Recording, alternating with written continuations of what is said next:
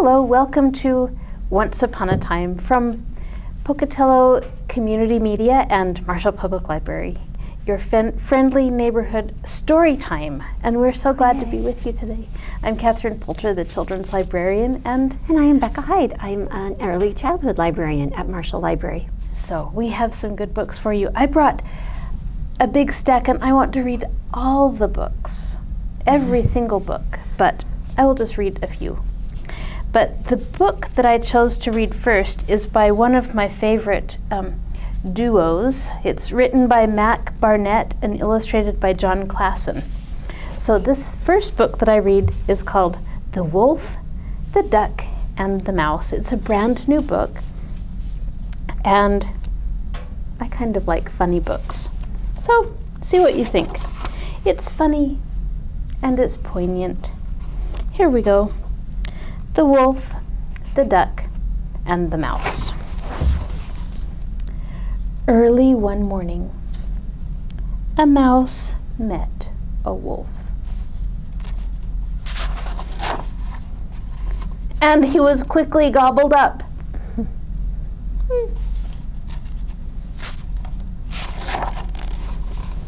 "Oh, woe," said the mouse.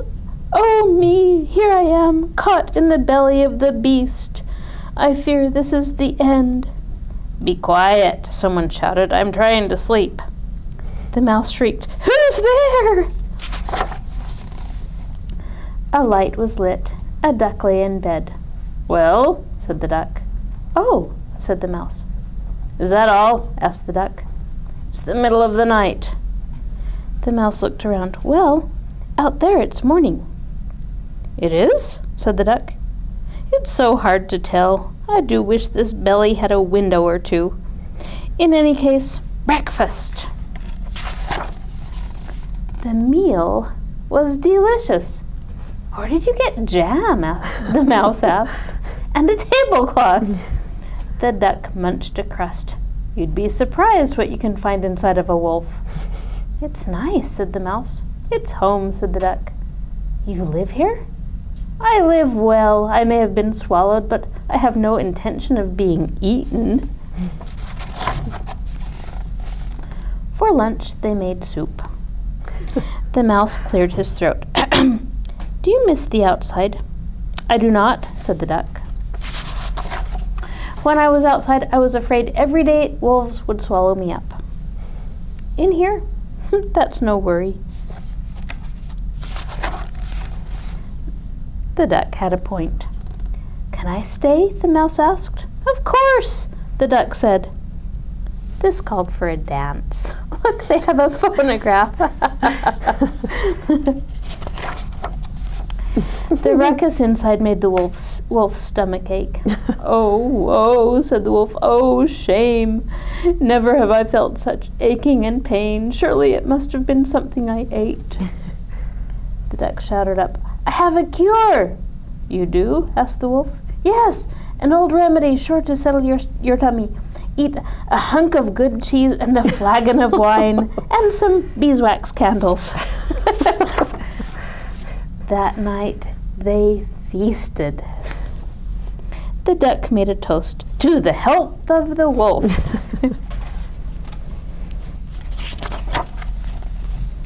But the wolf felt worse. "I feel like I'll burst. It hurts just to move."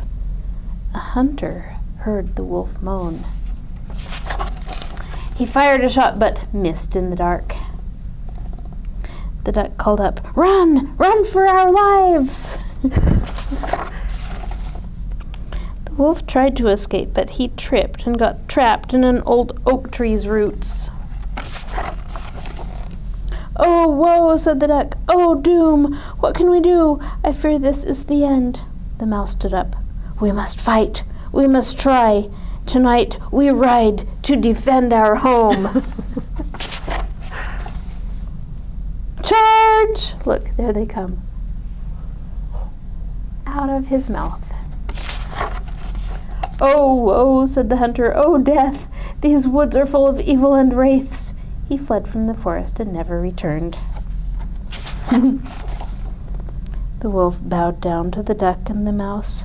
You saved my life when I thought not to spare yours. Ask a favor of me. I will be glad to grant it.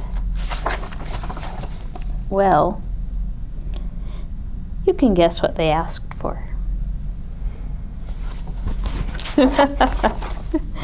And that's why the wolf howls at the moon. Oh, woe, oh, woe. Every night he howls at the moon. Oh, woe.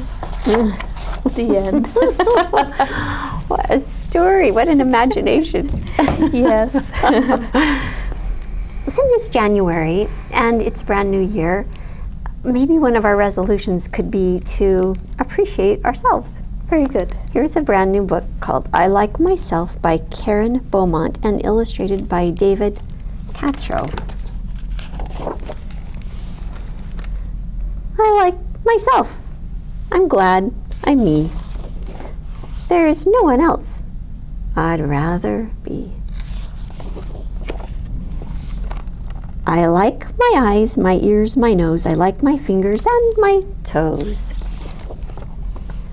I like me wild. I like me tame. I like me different and the same. I like me fast. I like me slow. I like me everywhere I go. I like me on the inside too, for all I think and say and do. Inside, outside, upside down, from head to toe and all around, I like it all. It all is me, and me is all that I want to be. And I don't care in any way what someone else may think or say.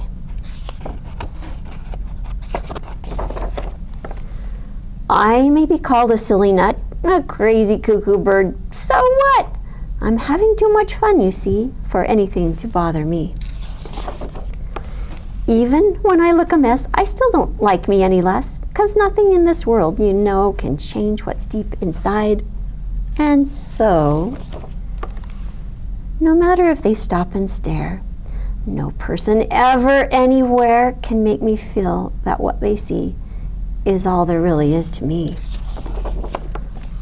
I'd still like me with fleas or warts or with a silly snout that snorts. Or knobbly knees or hippo hips or purple polka-dotted lips.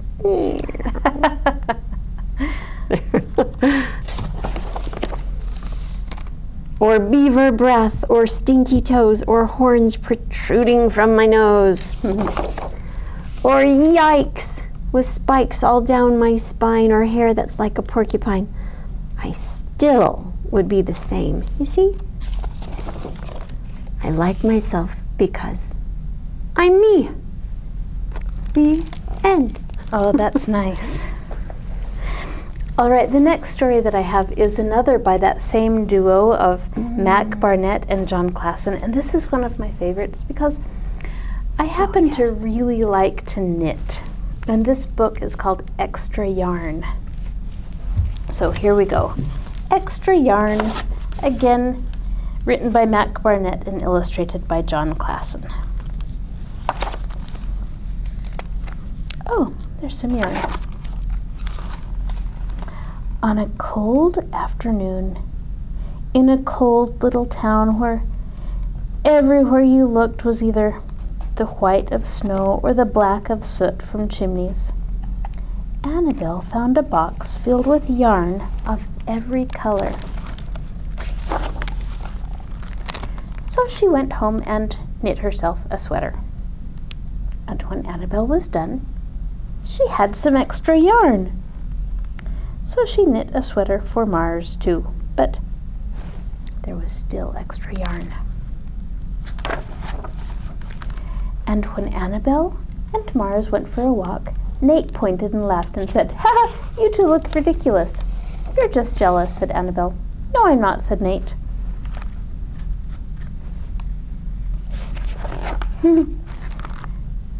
But it turned out he was. Look, he got a sweater also.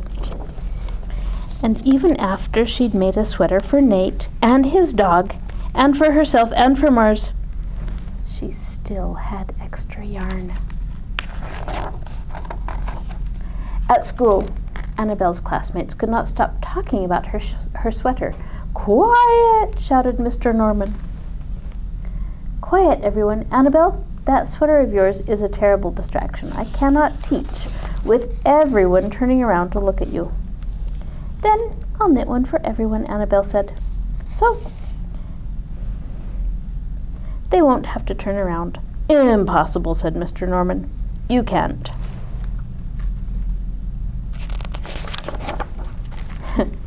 But it turned out she could. And she did. Even for Mr. Norman.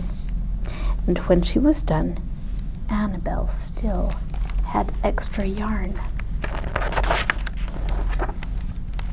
So she knit sweaters for her mom and dad, and for Mr. Pendleton, and Mrs. Pendleton, and for Dr. Palmer, and for little Lulu. She made sweaters for everyone except Mr. Crabtree, who never wore sweaters, or even long pants, and who would stand in his shorts in the snow up to his knees. "No sweaters for me, thanks," said Mr. Crabtree. So she made Mr. Crabtree a hat. And even then, Annabelle still had extra yarn. She made sweaters for all the dogs and all the cats, and for other animals too. People thought, soon Annabelle will run out of yarn. So Annabelle made sweaters for things that didn't even wear sweaters. And it turned out she didn't run out of yarn. Things began to change in that little town. News spread of this remarkable girl who never ran out of yarn.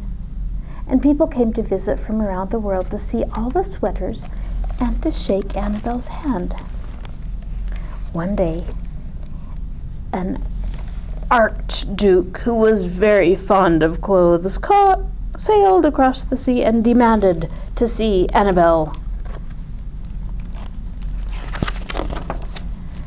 "Little girl," said the archduke, "I would like to buy that miraculous box of yarn, and I am willing to offer you $1 million. "No, thank you," said Annabelle, who was knitting a sweater for a pickup truck.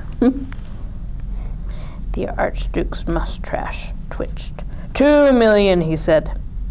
Annabelle shook her head. "No, thanks." $10 million, shouted the archduke. "Take it or leave it." "Leave it," said Annabelle. "I won't sell the yarn." And she didn't.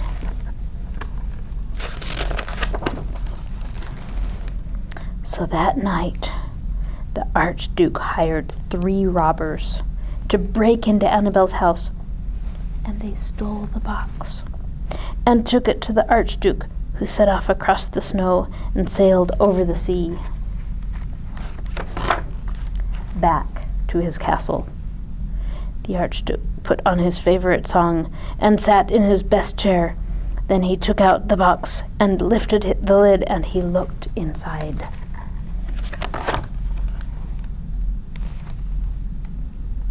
His mustache quivered. It shivered. It trembled. Look, the box is empty. The archduke hurled the box out the window and shouted, "Little girl, I curse you with my family's curse. You will never be happy again." But, oh look, she found it again. It turned out she was. The end. That is one of my favorite books too. I like it. It was the book of the month a couple of years ago. Oh, at very Storytime. nice. Oh, And that's great. Children loved it as much as we do. I like that you have that book of the month. Me too. We enjoy it very much. And the book that I'm going to read now is a new picture book about the life of Vincent van Gogh, and it tells a little bit about how he loves the night and why the night was so important to him. This is Vincent Can't Sleep. It's written by Barb Rosenstock and illustrated by Mary Grampre. Van Gogh paints the night sky. Vincent can't sleep. Vincent can't sleep. So while the sturdy Dutch village of Zunderdert slumbers, he lies rocking in his wooden cradle, flame-haired, a constellation of freckles sprinkling his cheeks. His shining eyes change color, first blue, then green, and dart after pink and yellow starlit shapes that twinkle on the ceiling. Vincent can't sleep. Mother will fuss, father will frown. He might wake his little brother. Then, in half-light, his pencil drawings flicker on the sloping beams of their attic room. Carrying laced-up leather boots, he tiptoes down narrow pine stairs, turns the front latch, inching the door open to a wild shimmer of midnight air. Vincent can't sleep. Out, out, out he runs, flying through the garden. Marigold, geranium, blackberry, raspberry. Past the church with its tall steeple, down the rolling hills and sandy paths meant for sheep. He dives at last into the velvety violet heath, snuggles under a blanket of sapphire sky, and looks up, up, up to visit with the stars. Vincent can't sleep. Away at a boarding school in a bigger town, Zevenbergen, Tilburg, dull classes, colorless teachers, rainbowed memories of home. While other students study, play, and laugh together, Vincent draws, writes, and sighs alone. He runs into the soothing darkness and is brought back to the harsh light over and over again. Vincent can't sleep, though he's grown working in gleaming cities, The Hague, London, Paris. He stocks and sells paintings in Uncle's fashionable galleries, excited, bored, eager, lazy, explosive, shy. His many colored moods scare the customers and he's forced to go. Vincent can't sleep. Wandering west in England, south in Belgium, teaching, shopkeeping, preaching, his letters fill with roadside scenes, peasants and thunderclouds inked along the way. Now he calls himself an artist. The neighbors whisper, his family worries, is Vincent lost? He drifts, hundreds of miles in a tattered hat and cloak, framing haloed sunsets with charcoal-stained hands. Vincent can't sleep and won't stop painting. He's found his light. After scattered lessons from proper artists, he takes off canvas and paints, strapped to his back. Flashing brushstrokes capture country cottages at dusk, city cafes at midnight, canvas after canvas like radiant chapters in a book only Vincent can read. He discovers that darkness is not plain black galaxies of color. There are many colors that float on the night air.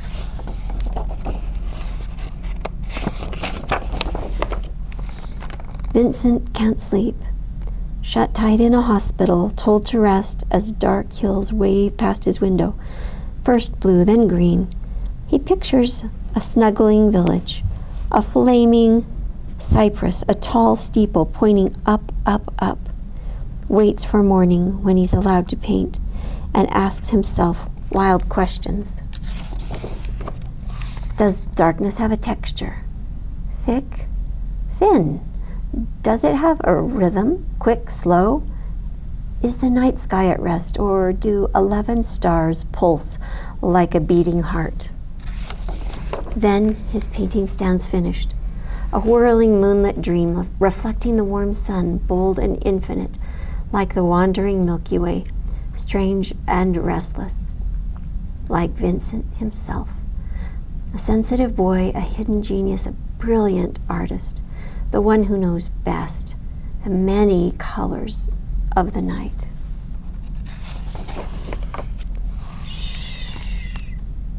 Vincent is sleeping. The end. Wow, that's beautiful. Thank you. It is so beautiful. I love those paintings that he created. Now, this one is more lighthearted. This is called A Small Thing But Big. It's written by Tony Johnson, and the pictures are by Hadley Hooper. A small thing, but big. Lizzie went to the park. She played tra-la-la. She ran zoom, zoom, zoom. She ran close to a dog. Lizzie froze.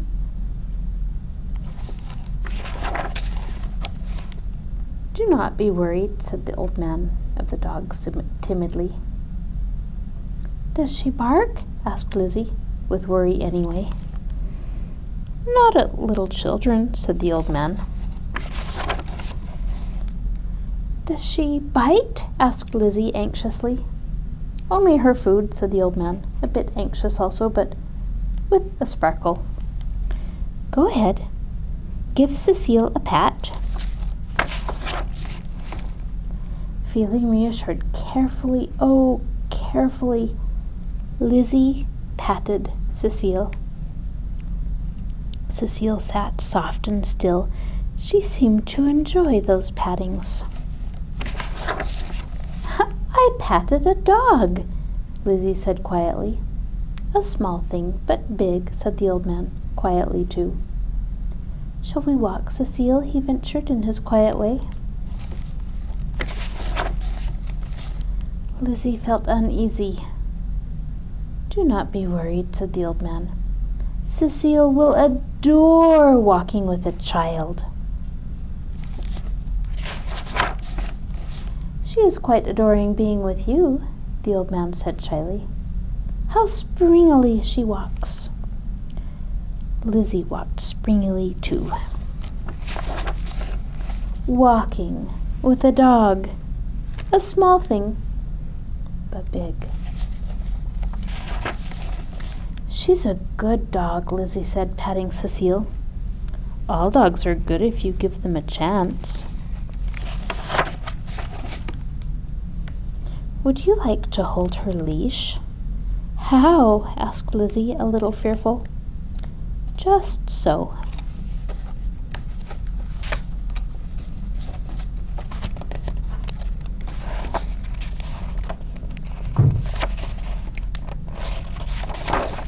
Lizzie held the leash just so, and she and the quiet old man and the quiet dog Cecile walked quietly around the park.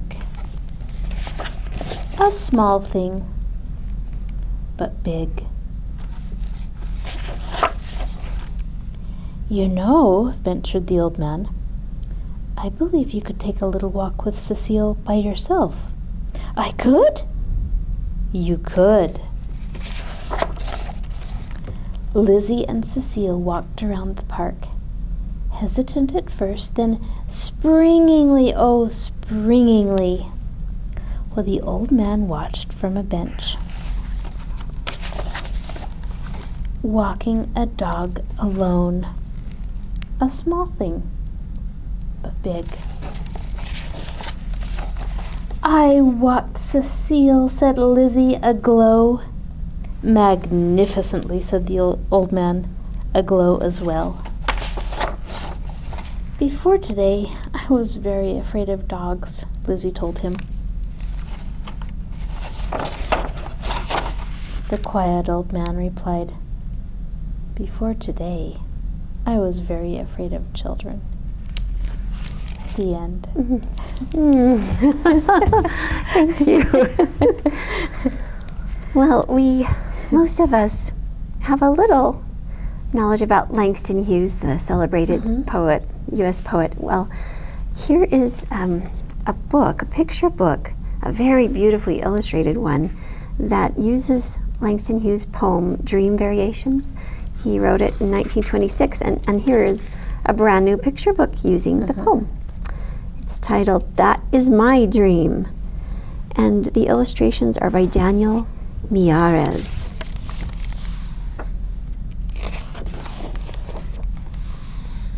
To fling my arms wide in some place of the sun,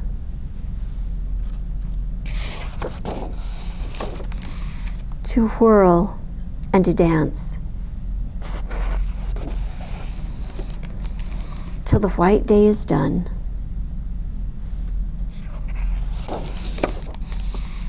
then rest at cool evening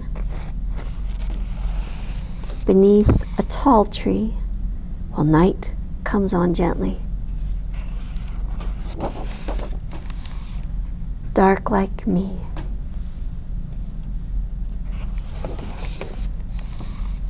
That is my dream. To fling my arms wide in the face of the sun.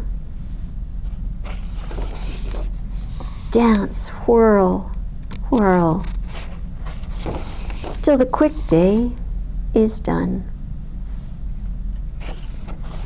Rest at pale evening, a tall, slim tree. Night coming tenderly.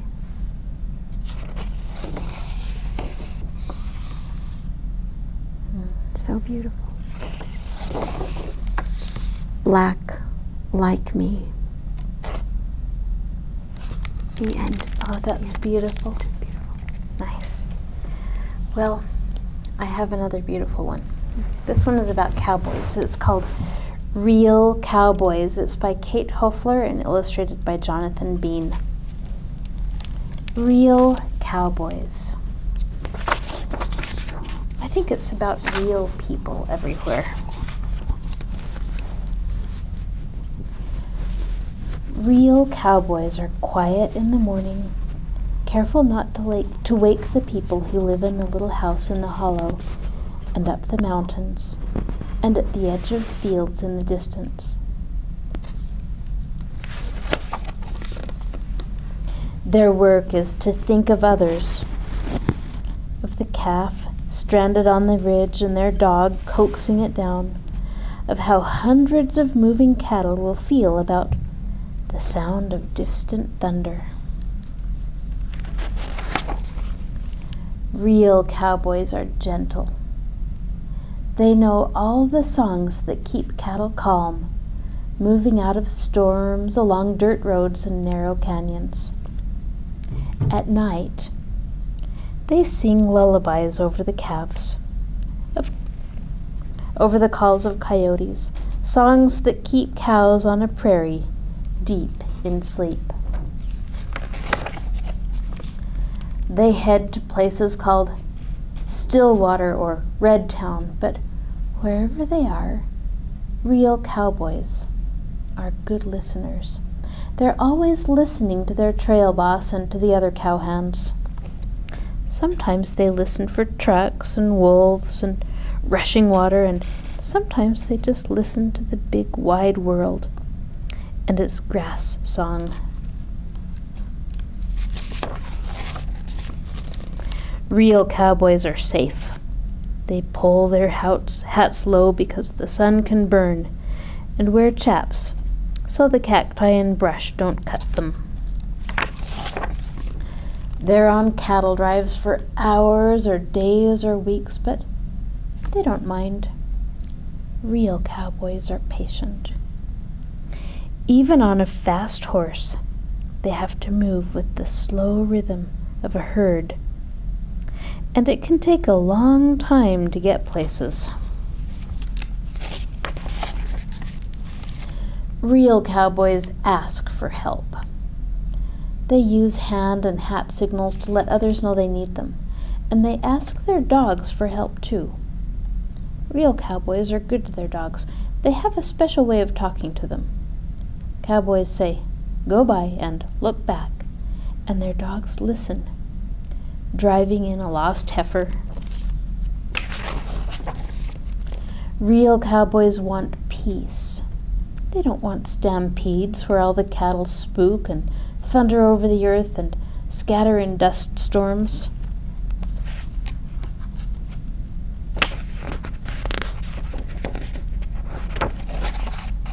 But sometimes it happens. And some of those cattle and dogs are never found, and cowboys think of them from time to time when everything else on the prairie is quiet. Real cowboys cry.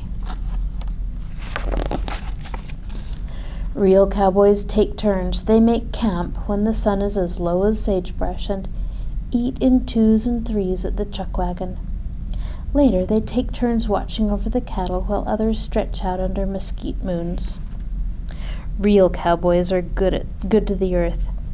They pick up their campsites and keep cattle moving to save water and grasslands. Real cowboys can be strong and tough and homesick at the same time. They imagine the faces of people they love in the mountains they pass. Real cowboys are as many different colors as the earth. Real cowboys are girls, too. Real cowboys are artists. They create, they dream, they make up stories for their friends and horses and dogs, stories about the world that are bigger than moving cattle to Stillwater or Redtown. They sit under skies so big the stars take shape on the ground, and they wonder what's past the horizon. And one day, when their work is done, real cowboys find out. The end. Oh, I like that book. Now, I have some more. Miss Becca had to go, so I'm going to read some more stories together with you.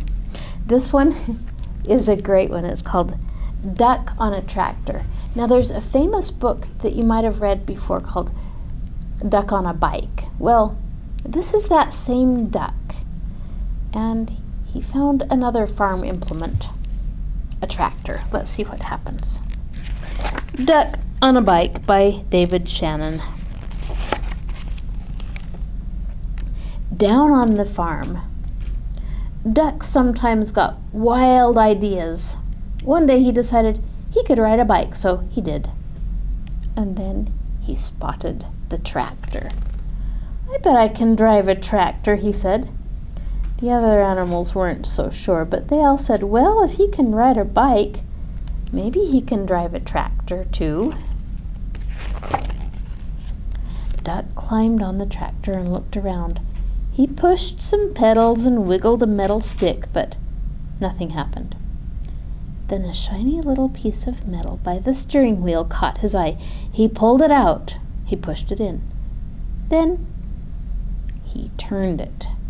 All of a sudden, the tractor shook and coughed and rumbled. It began to move. At first it moved very slowly and it jerked a lot, but it was fun. Duck drove around the barnyard until he got the hang of it. Then he stopped in front of the other animals. "Climb on, everybody!" shouted Duck. Dog was first. He jumped right up next to Duck. "Woof!" said Dog. But what he thought was, "We're going for a ride." To everyone's surprise, Cow clambered on next. "Moo!" said Cow, but what she thought was, "This is the silliest thing I've ever done." Pig and Pig took a seat in back. "Oink!" said Pig and Pig, but what they thought was, "This sure beats walking." Then came Chicken, Mouse, and Goat.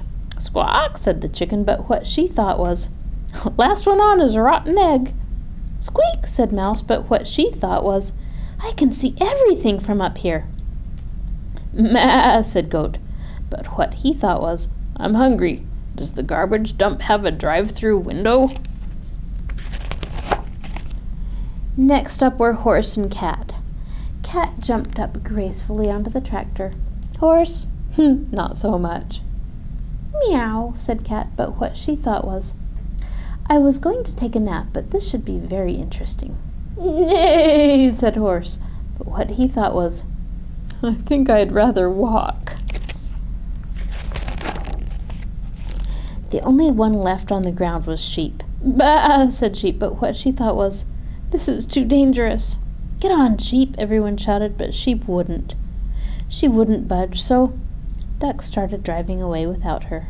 "Wait!" cried Sheep. Don't leave me here all alone." She ran after the tractor and took a flying leap onto it. "Quack!" yelled Duck, but what he thought was, "Wahoo!" Duck steered the tractor down the lane and out onto the main road, and before long they were driving right through the middle of town. It was lunchtime, so most people were in the diner. They all looked up when Duck and the other animals passed by the big window. A little boy named Edison was having lunch with his grandma. "Did you ever?" Grandma gasped, but what she thought was, "A duck on a tractor? That's impossible." "That's totally awesome," Edison shouted, but what he thought was, "No one's going to believe this." Marcine, the waitress, looked up from her pad, and noticed Cat. "Heavens to Betsy," she exclaimed, but what she thought was, "I like cats." Deputy Bob blabbered, "If that don't beat all," but what he thought was, "How am I going to explain this to the sheriff?" A man named Otis chimed in, "I must be seeing things," but what he thought was, "Oh no, not again." "Holy cow," hollered Manny the cook, but what he thought was, "Holy cow." Manny usually said exactly what he thought. The mayor almost choked on his pie.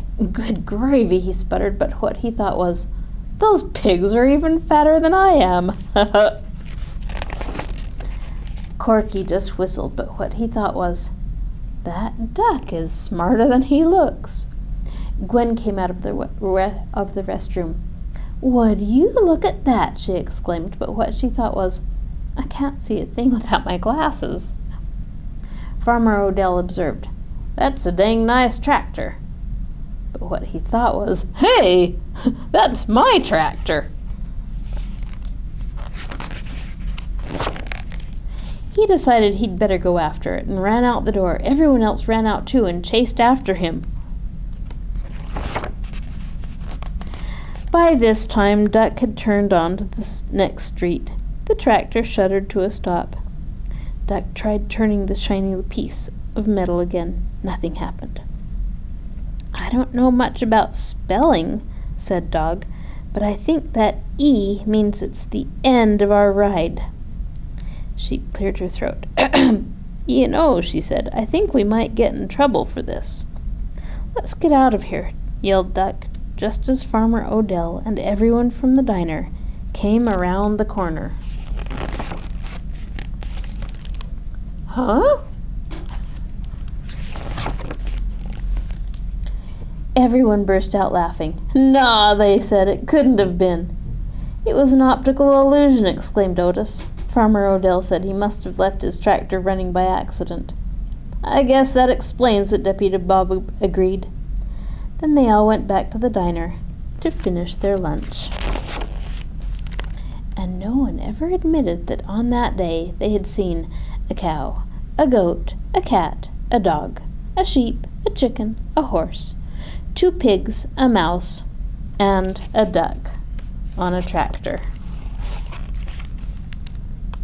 The end.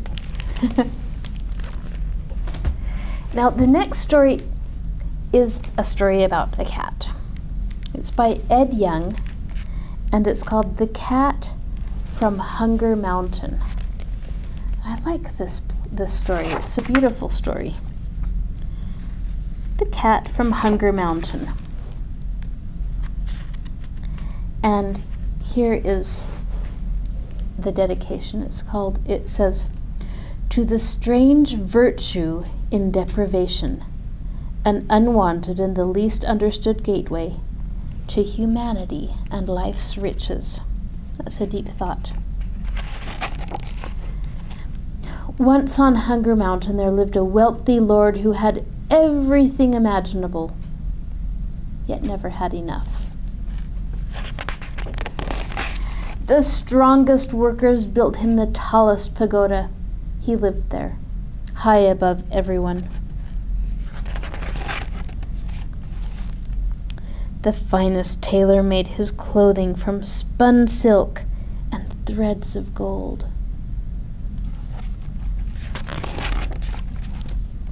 Hunters gifted him with rare meats, and skilled chefs prepared lavish meals with rice from the Lord's own fields. When Lord Cat's servants asked if their master had finished his meal, they were scolded. "Are you blind?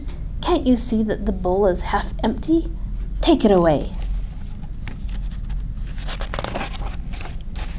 Hunger Mountain was famed for its delicious rice, which grew in paddies tended by servants.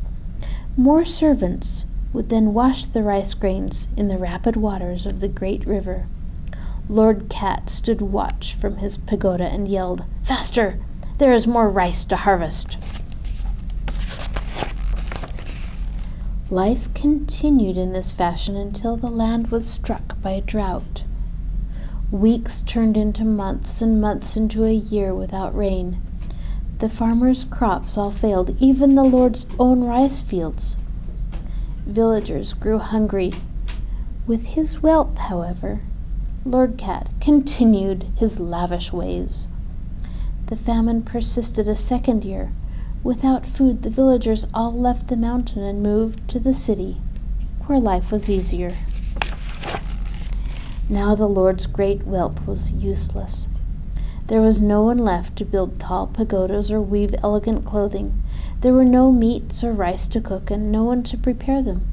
Still, he refused to leave. What would life be without all of his possessions? Finally, starving with no food to be found, Lord Cat closed his mountain home and went begging to all corners of his land. Yet no one was there to help, so he wandered alone, mile after mile. Eventually, he spotted two beggars like himself, warming themselves by a fire. They told him of a kind monk in a modest temple nearby who gave free food to the hungry. They offered to show him where. They left early the next morning, and on arrival they saw a line of hungry souls, all waiting to be fed. Lord Cat's turn finally came. The monk scooped a spoonful of steaming rice into his bowl, filling it halfway. It was the fullest bowl of rice he could remember having eaten. "I must ask you," he said to the monk, "how have you managed to come across such a fine grain in such difficult times?" The monk heaved a sigh and said, "I am so fortunate to live at the bottom of Hunger Mountain, where for years a rich lord would wash his rice carelessly in the great river. The wasted grains trickled down to my stream, where I collected more than I could eat in 1,000 days. So I am happy now to share with all in need." Lord Cat looked at the now empty bowl in his hands. He realized he had been fed with his own wasted food, and for the first time ever, he knew what it felt like to be truly blessed. To this day, if you enter this temple in the foothills of Hunger Mountain, you'll find an urn in the shape of a cat. From it, you can take out a tab with an inscription that reads, "Only I know what's enough." The end. Oh, that was a cool story. Now, the next one is called King of the Sky. It's by Nicola Davies, who is a writer I really like, and illustrated by Laura Carlin. Look at all of these pigeons. King of the Sky by Nicola Davies. It rained and rained and rained. Little houses huddled on the hump-backed hills. Chimneys smoked and metal towers clanked. The streets smelled of mutton soup and coal dust. And no one spoke my language.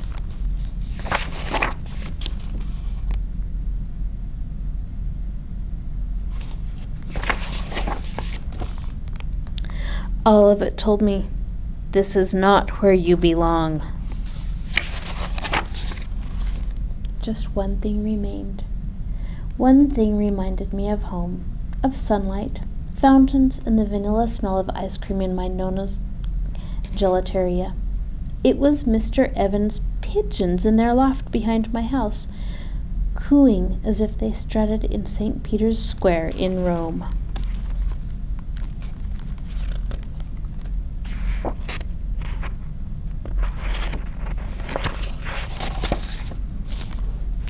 Mr. Evans' face was crumpled and he could hardly walk, but when his birds flew, he smiled like springtime. I stood beside him and watched. As his pigeons soared above the chimneys and the towers up to where the sky stretched all the way to Italy.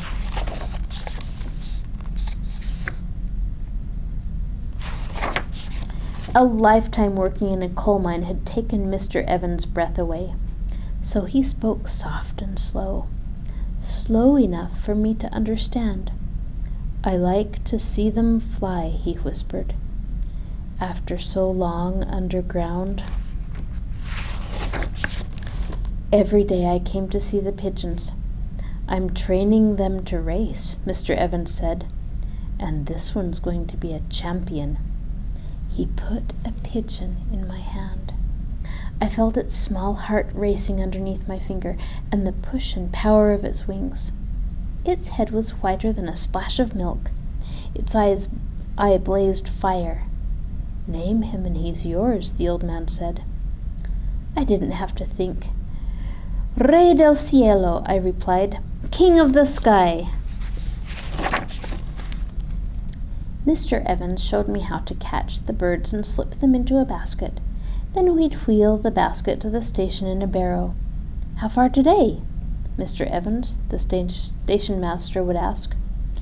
My friend would name a station up the line, 5 miles, 10 miles, 20 miles away.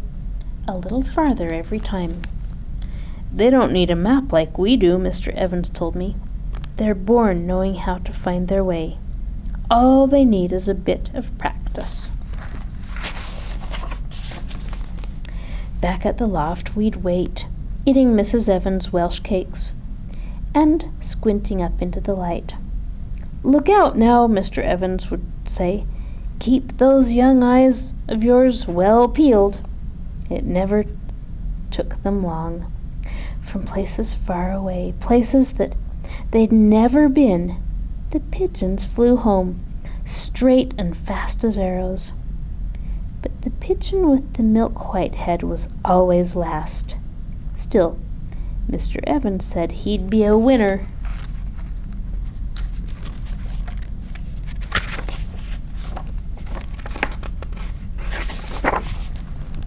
"He's a hero," the old man wheezed, "like the pigeons in the war, carrying messages even when they were shot. Just you wait and see." Every day Mr. Evans grew a little weaker. By racing season he couldn't leave his bed, so I put the race rings on the pigeons' legs and took them to the station. I scoured the sky for their return and checked them in.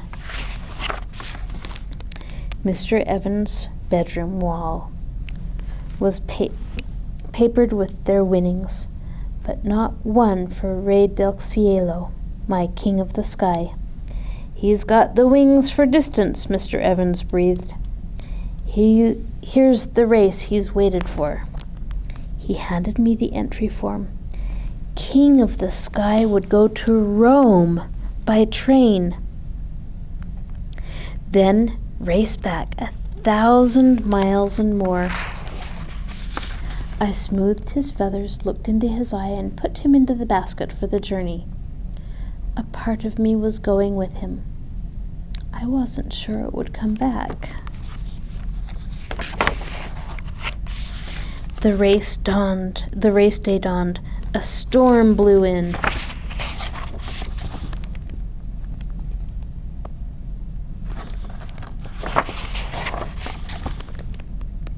Lightning, wind, and rain.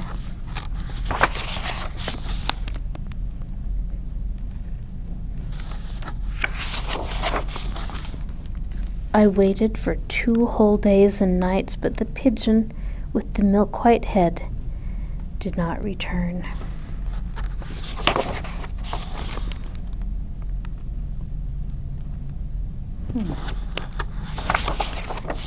I sat beside my friend's bed and I told him that perhaps the sunlight and the fountains and the vanilla smell of ice cream from 1,000 gelateria had made our pigeon want to stay. No, said Mr. Evans.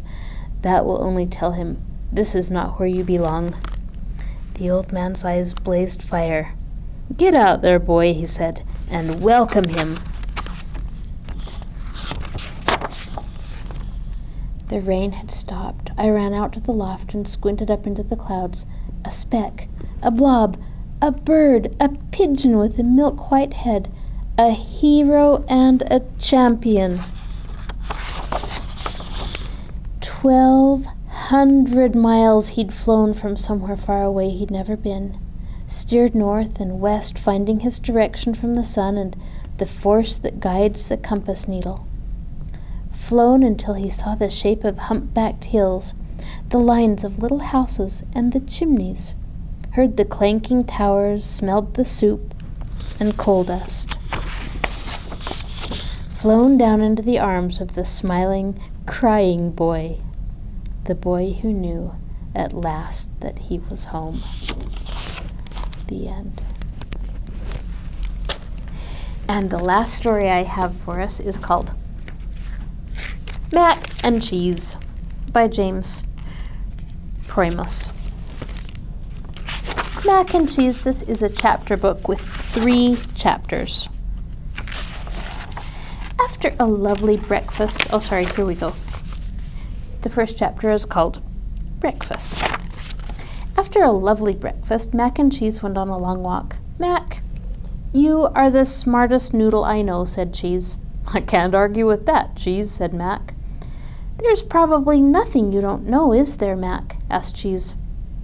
There is no probably about it, answered Mac. What is 1 + 1, Mac? Asked Cheese. That's too easy. Please tell me, begged Cheese. 1 + 1 = 2, said Mac. Holy moly! Yelled Cheese. I'm greatly impressed. Mac, I have another question, said Cheese. Ready when you are, said Mac. What is the second letter of the alphabet? Tricky, right? asked Cheese. That's not tricky at all, Cheese. The second letter of the alphabet is B, answered Mac. Holy moly, yelled Cheese. You have a big, big brain. Cheese thought long and hard about his next question. Finally, it came to him. Mac, what is 2 + B? Asked Cheese.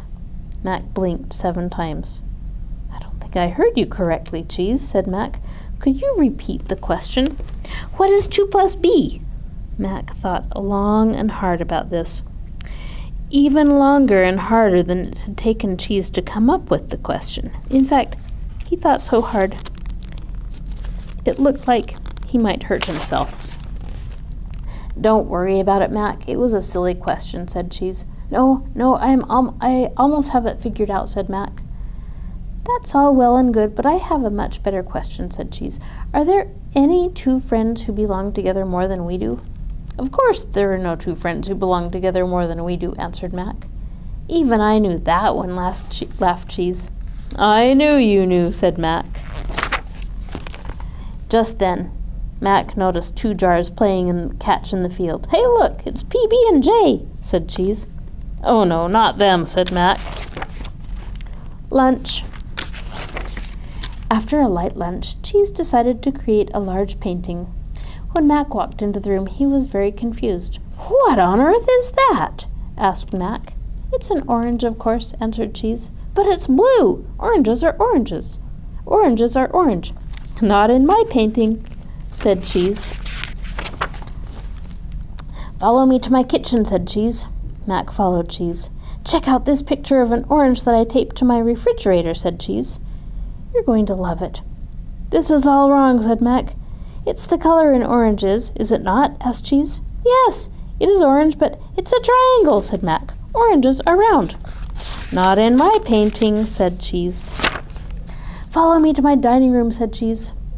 Mac followed Cheese. Check out this picture of an orange that I hung up over the fireplace, said Cheese. That's just a painting of you, Cheese. It is me, Mac, after I ate an orange. It's in my tummy.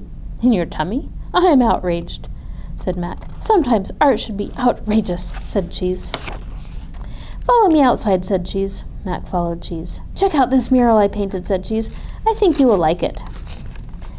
That is the worst picture of an orange I have ever seen, said Mac. Just then, Salt and Salt showed up and said in unison, That is awful. Mac, this is not another picture of an orange, said Cheese. It is a picture of my best friend. Me? Asked Mac. Oh my, am I the big red blob? No, Mac, you are the yellow smudge, because you are the brightest of all. Now we see it, said Salt and Salt. We like it. Do you like it, Mac? Asked Cheese. It is a masterpiece, Cheese. You are a great artist. That makes me so happy, Mac, because you are always right, said Cheese. Well, not always. I may have been wrong about your paintings of oranges. Oh, boy, yelled Cheese. I said I may have been wrong, said Mac. Still, oh boy, yelled a very happy Cheese. And dinner. After dinner, Mac and Cheese went out for a long walk. What a beautiful night, said Cheese. Look at the Big Dipper. Fantastic, said Cheese. You may want to paint that, said Mac. I might just, said Cheese. Mac and Cheese walked a bit farther. Do you hear that? Said Mac. Cheese listened hard. I don't hear a thing, said Cheese. Exactly. Isn't it beautiful? Yes, said Cheese. It is. But suddenly a loud commotion broke the beautiful silence. It was Oil and Water. They were arguing about the weather. Oil was yelling that it was going to rain. Water was yelling that it was not going to do anything of the sort. Sheesh, said Cheese after Oil and Water passed by. On that note, let's call it a day, said Mac. And that's what they did. That night, Cheese dreamed of numbers and letters. Eventually, he was dreaming of Z's. It reminded him of his friend Mac, and that made him very happy, and he slept very well. That night, Mac dreamed of purple broccoli.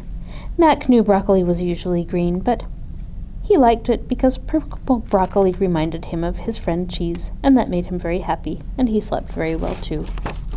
The end. And that's the end of our story time. Thanks for joining us, and we'll see you next time. Goodbye.